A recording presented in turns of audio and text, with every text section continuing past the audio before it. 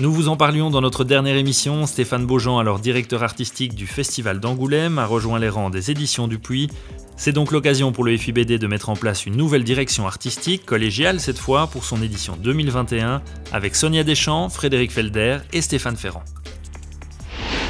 Bienvenue à un petit nouveau dans le monde de l'édition avec la Valtinière qui s'adressera aux jeunes vieux ou aux vieux jeunes. À vous de choisir votre camp avant de vous lancer dans la lecture de l'un de leurs premiers ouvrages, Malosol Beach ou Wessan Terrae. Les autrices de bande dessinée dessinent leur nom avec Balance ta bulle. Elles sont une soixantaine d'artistes à avoir décidé d'examiner notre culture, de réfléchir et de s'interroger. Inspirée par le mouvement mondial #MeToo, Balance ta bulle est une anthologie de courtes histoires dessinées autobiographiques. Elles racontent comment elles ont été violées, harcelées ou fragilisées, comment elles ont cherché justice, retrouvé la force de continuer et de surmonter le choc, souvent à travers les mots et le dessin.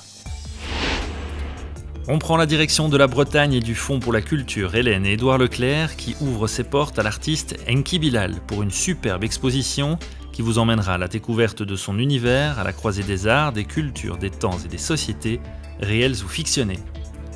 L'idée, effectivement, c'était de ne pas rentrer par l'endroit où on m'attendait, c'est-à-dire le dessin, la bande dessinée, mais d'entrer par l'humain, à savoir qu'il y a la thématique qui domine tout ce que j'ai pu faire en bande dessinée et cinéma et peinture et ailleurs et en écriture. Donc on tombe sur un écran.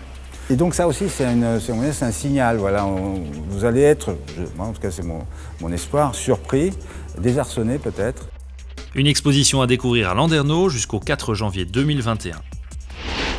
En parlant d'expo, direction Bruxelles et la galerie Comic Art Factory qui rassemble plus d'1 millier de planches originales. Avec en exclusivité européenne les originaux de Will Eisner, publiés dans Un contrat avec Dieu, le tout premier roman graphique. Mais aussi Peau d'homme par Zanzime, un conte moderne sur l'amour et l'émancipation féminine.